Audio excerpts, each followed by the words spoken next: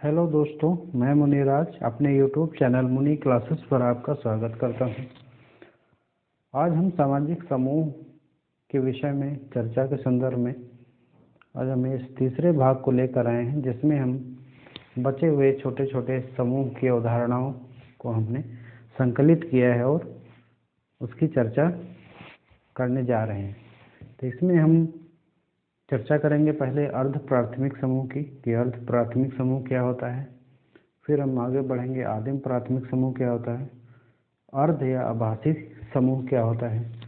इस वीडियो में हम संदर्भ समूह की चर्चा नहीं करेंगे क्योंकि यह बहुत ही महत्वपूर्ण टॉपिक है, अवधारणा है और काफ़ी क्वेश्चन इससे विभिन्न परीक्षाओं में आ जाते हैं। तो इसका हम अलग से वीडियो बनाएंगे, तब इसकी चर्चा करेंगे और दबाव समूह की चर्चा या हित समूह की चर्चा इस वीडियो के अंतर्गत करेंगे। अगर आप वीडियो पहली बार देख रहे हैं या चैनल पर नए हैं तो चैनल को सब्सक्राइब कर लीजिए और अगर वीडियो पसंद आए तो अंत में इसको लाइक ज़रूर कर दीजिएगा।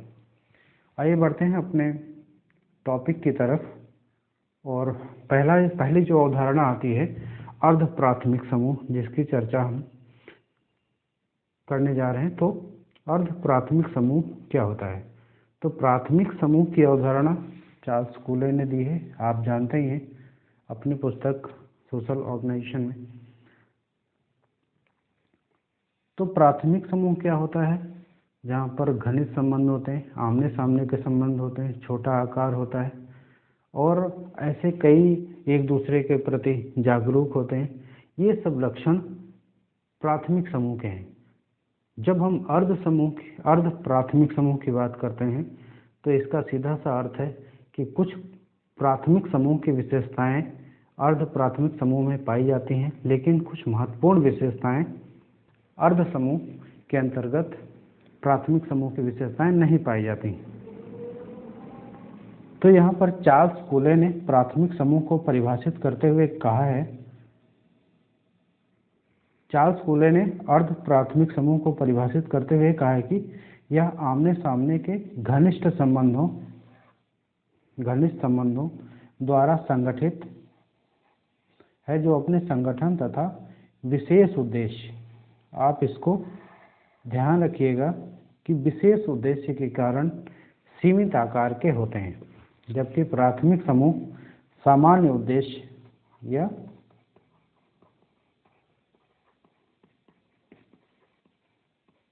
प्राथमिक समूह का उद्देश्य सामान्य होता है, ना कि विशेष उद्देश्य होता है। तो यहाँ पर उद्देश्यों में भिन्नता आ जाती है। अर्ध प्राथमिक समूह, तो चार्ल्स कूले ने क्या कहा है, यह आमने सामने के घनिष्ठ संबंधों द्वारा संगठित समूह है, जो अपने संगठन तथा विशेष उद्देश्य के कारण सीमित आकार के होते हैं। तो अर्ध प्राथमिक समूह की अवधारणा किसने दी है? चार्ल्स कूले ने दी है। प्राथमिक समूह की अवधारणा भी चार्ल्स कूले ने दी है और अर्ध प्राथमिक समूह की अवधारणा भी चार्ल्स कूले ने दी है।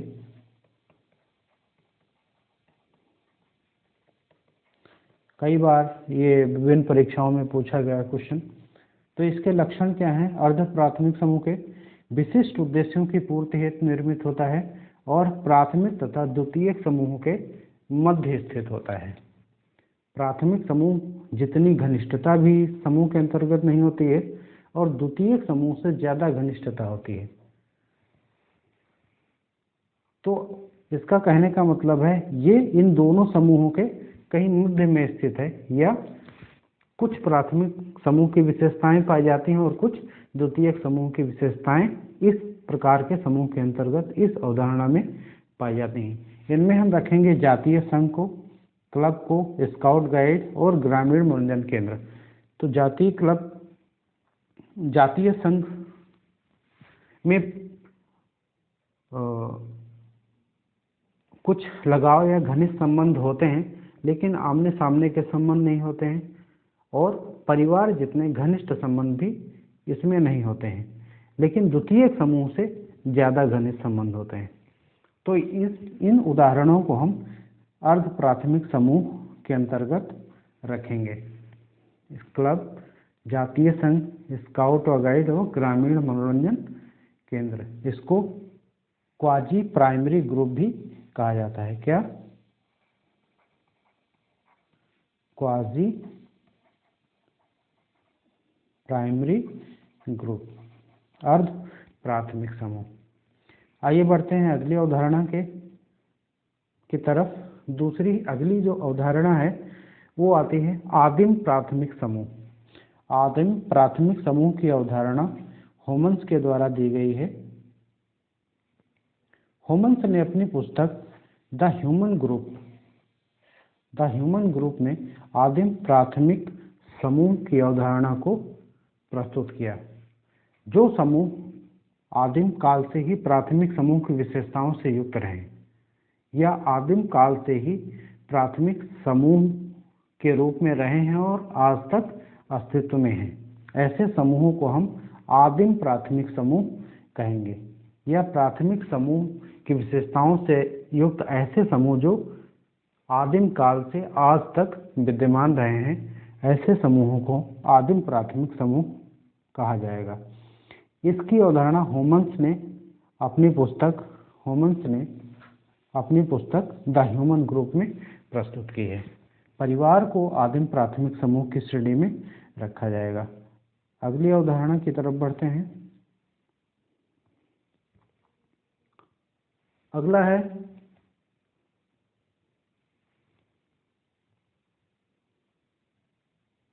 अर्ध या आभासी समूह। अर्ध या आभासी समूह।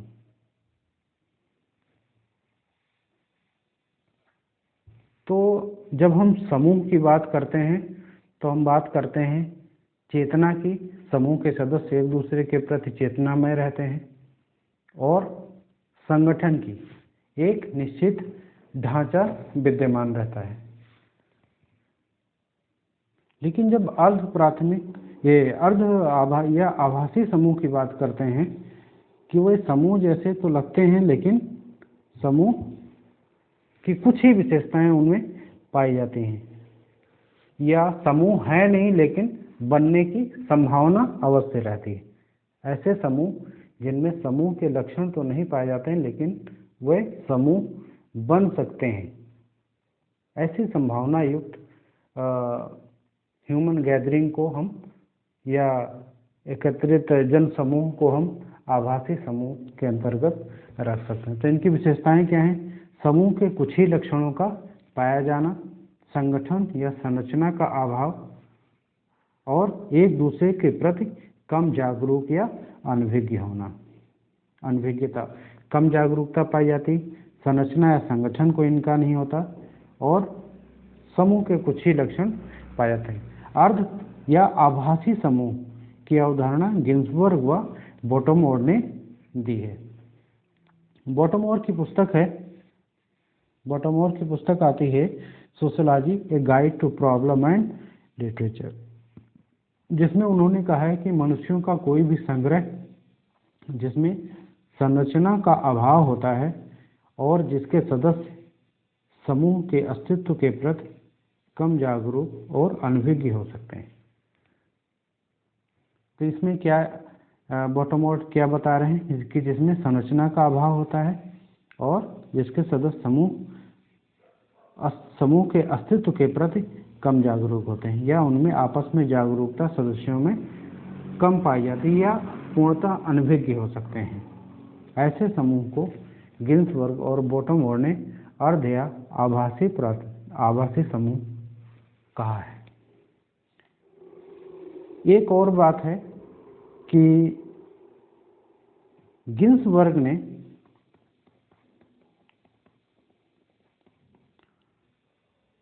मार्टन के द्वारा विश्लेषित सामाजिक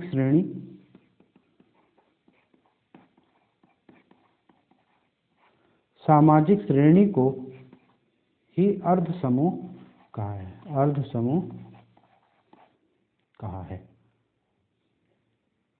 अर्ध समूह को परिभाषित करते हुए गिन्सबर्ग ने कहा है कि ऐसे कई मानवीय संकलन होते हैं जिनका कोई ढांचा नहीं होता, लेकिन जिनके सदस्यों में परस्पर समान रुचियां अथवा समान व्यवहार प्रतिमान अवश्य होते हैं। तो ऐसी गैदरिंग को जिनमें ढांचा ना हो और वे परस्पर जागरूक ना हो, तो उसको मार्टन ने सामाजिक श्रेणी कहा है। आर के मार्टन ने सामाजिक श्रेणी कहा है, लेकिन उसी को गिन्सबर्ग ने अर्ध समूह कहा है। ये चीज़ें आपको जाननी चाहिए। तो गिन्सबर्ग ने प्रजाति, जाति, वर्ग, आयु समूह इन सब को अर्ध समूह की कैटेगरी में रखा है कि ये समूह तो नहीं है, लेकिन कभी भी अपने हित के प्रति जागृत होकर एक समूह के रूप में परिवर्तित हो सकते हैं। अगर हम बॉटमोर की बात करें तो बॉटमोर ने अर्ध समूह के लिए चेतना और संगठन को महत्वपूर्ण माना है। चेतना व संगठन, इन दोनों का अर्ध समूह में अभाव रहता है। किसके अनुसार? बॉटमोर के अनुसार। बॉटमोर ने ऐसे समूहों को अर्ध समूह कहा है जिनमें चेतना व संगठन का अभाव रहता है। तो बॉटमोर ने भी सामाजिक वर्ग, प्रस्थित समूह, आयु या लिंग समूह को अर्ध समूह माना है। तो ये जानने वाली बातें हैं कि किसी स्थान पर लोगों का जमावड़ा और समान लिंग या आयु वाले मनुष्यों का समूह। तो इनमें कोई संरचना नहीं है, कोई प्रॉपर संरचना समूह की नहीं है, और ना ही वे आपस में चेतना युक्त हैं, न वे एक दूसरे को जान रहे हैं। लेकिन ऐसी संभावना भी बन सकती है कि वे समूह में तब्दील हो सकते हैं। आइए आगे बढ़ते हैं अगले अवधारणा की तरफ। दबाव या हित समूह। अगला है दबाव या हित समूह।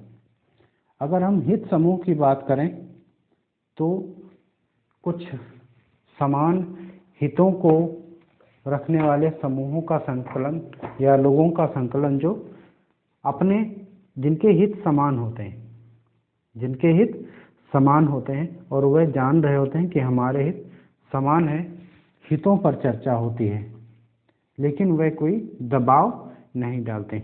लेकिन अगर यही हित किसी पर, सरकार पर दबाव डालने के लिए प्रेरित हो जाते हैं या अपने हितों को लेकर विशेष समूह सरकार पर अपनी नीति निर्माण के लिए दबाव डालता है, तो उसे हम फिर दबाव समूह कहेंगे।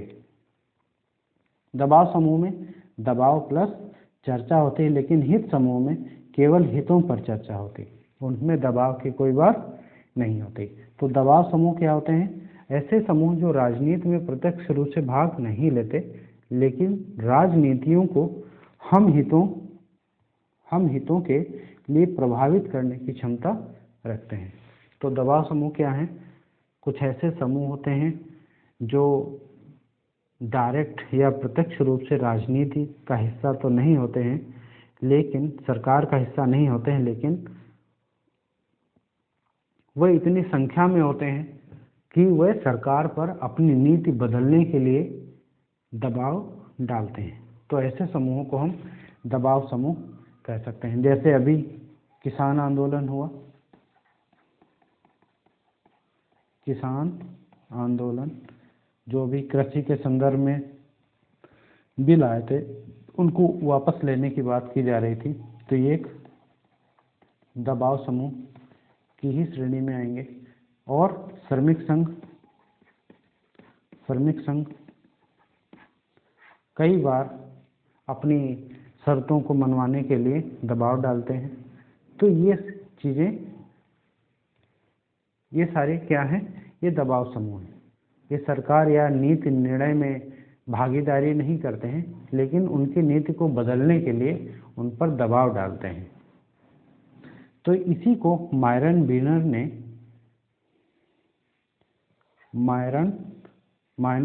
ने क्या कहा है दबाव समूह को? दबाव समूह अज्ञात साम्राज्य हैं।